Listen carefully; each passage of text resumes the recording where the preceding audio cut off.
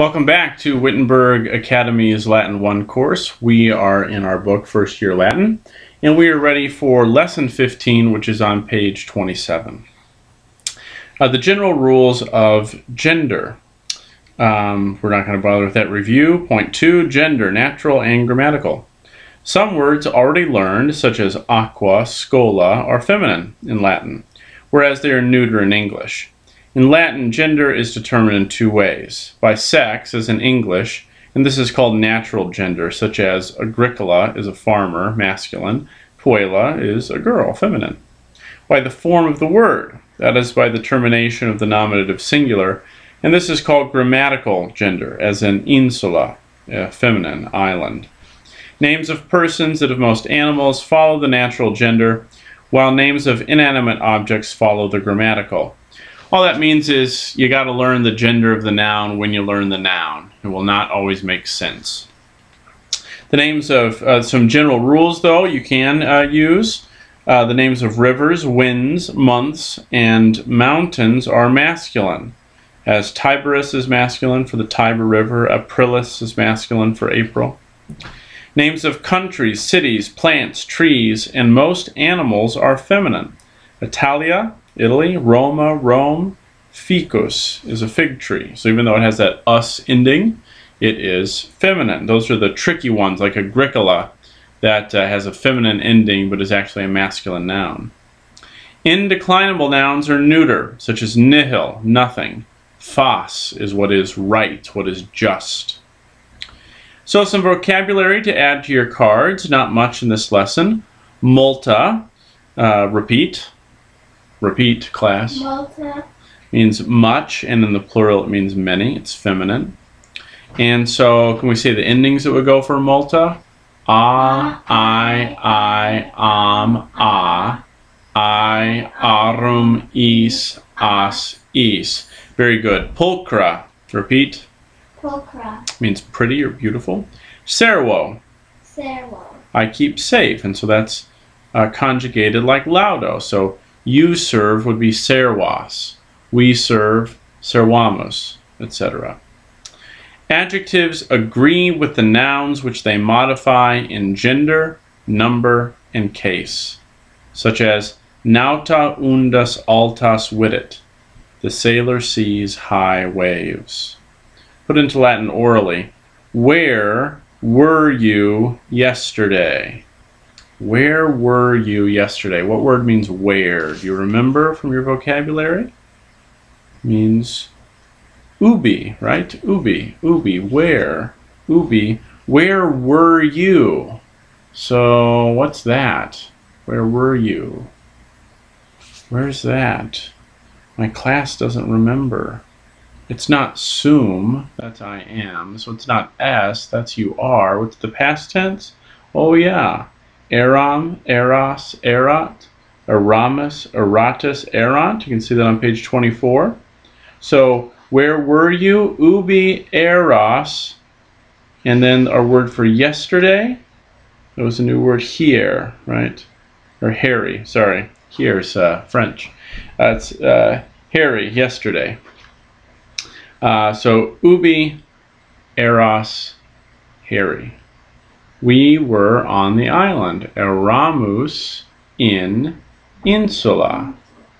Eramus in insula. 2. Today we are preparing many roses for the girls. Let's just talk about, before we even try to put it into Latin, let's talk about what we have to decide before we can put something into Latin, right? So today, we need to know the word for today. That is... that's an adjective, or excuse me, an adverb, right? So today or now, we could say nunc for now. We are preparing many roses for the girls. So what case are the many roses going to be in? What function are they playing in the sentence? Today we are preparing many roses. Are they the indirect object, the direct object, the subject? You have to think about such things in Latin because they won't come second nature to you like they do in English. right? You don't have to think very long. Do I say, we are coming tomorrow? That's the nominative, we. Or do I say, us are coming tomorrow? That's the accusative. Right? You would never mix that up in English because English is your native language. But here you've got to think about it. So is it we are preparing me, or we are preparing I, or we are preparing my? You know, we are preparing many roses. It needs to be in the what do you think, class? What case? We are preparing something. What case does the something need to be in? Accusative. The direct object. I kick the ball. The ball needs to be in the accusative. We are preparing many roses. It's going to be multas rosas. Multas rosas. So today we are preparing. And do you remember our word for prepare? We just learned it. Paro on page 26. Paro. So nunc paramos multas rosas for the girls. What case is that going to be? Dative. Indirect object takes the dative puelis. Puelis. Where will you be tomorrow? Okay, so that's our future tense. So that was on page 25. Ero, eris, erit, erimus, eritus, erant. The future tense. And so for that, where will you be? Where will you be? It's plural, as you can see from the next sentence. We shall be in the villa. Where will you be? Eritus. Eritus. Ubi eritus. Tomorrow is cross. Cross. Ubi eritus cross. Or cross ubi eritus. Where will you be tomorrow? Tomorrow we shall be in the villa. Cross. Erimus. In villa. That one's easy. Are you telling the farmers a story? Are you telling the farmers a story? So you're the one telling. Are you telling narro for narrate or to tell a story, or you could say dico for to speak, or on 26 you have recito, I read aloud, and so forth. Are you telling the farmers a story? Narras. Now what case is the farmers going to be? Are you telling the farmers? Are you telling to the farmers a story? What does that sound like? Wouldn't be accusative, because the story is going to be the accusative. That's what you're telling. That's the direct object of the verb tell. I tell the story. So what is it for the farmer? What is it, class? Do you know? To them. I tell this to them.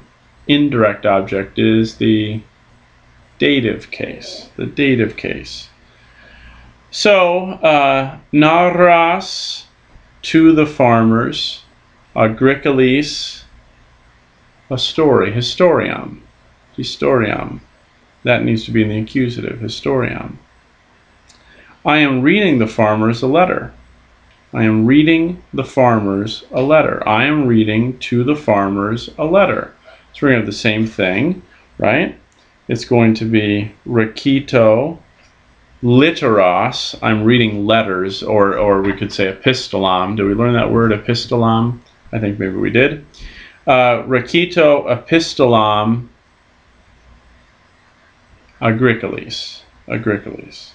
The pirate sees the deep water. What case is the deep water going to be in? The pirate sees the deep water. He's seeing it. See is the verb. The water is what he's seeing. That's going to be in the accusative. Pirata altam aquam vidit. And 6, the athletes and sailors are fighting. The athletes and the sailors are fighting. Athletai et nautai pugnant. Pugnant. Okay? All right. So you should, by this point, kind of be piecing together when you look at these translations, and especially perhaps from the work you've been doing in Wheelock. That was some good practice to be able to determine, when you look at an English sentence, you want to translate it into Latin, what case does each noun need to be in? Does it need to be nominative, genitive, accusative, ablative? What does it need to be? Dative, etc. Okay, bottom of page 28.